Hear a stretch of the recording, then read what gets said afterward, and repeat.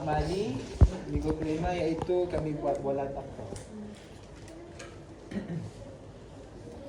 Jadi produk yang dihasilkan iaitu bola takraw kita semula. Jadi kami menggunakan kertas PD sebelum ni untuk jadikan produk yang baru iaitu bola takraw.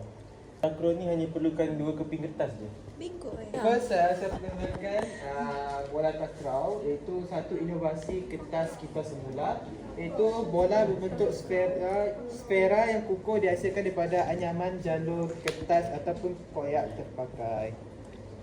Seterusnya, bahan mesra alam yang digunakan seperti kita boleh menggunakan majalah lama, kertas warna ataupun kotak pembungkusan. Iaitu menggunakan bahan seperti tersebutlah untuk kita buat bola takraw ini.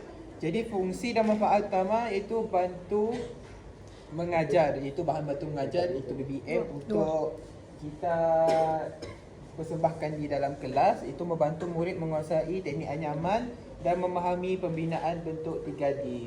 Jadi kita tidak terikat dengan bentuk 2D. Seterusnya, alat permainan dan perhiasan. Sesuai dengan alat permainan ringan kanak-kanak ataupun hiasan sudut pembelajaran. Bahan-bahannya iaitu potongan kertas, gunting, pembaris, pensel dan satu lagi iaitu double tape.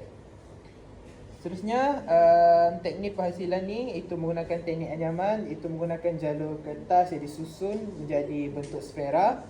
Seterusnya, teknik lipatan dan seterusnya yang terakhir menjadi teknik cantuman. Okey, Dennis. Dapatkah? Dapat ni kan? Dapat. Saudara Nyo. Tak. Kalau bijak Kita buat pair. Kalau boleh lelaki perempuan satu pair. Siapa paling banyak dapat imbang bola takraw dalam masa 2 minit, kumpulan tu akan menang.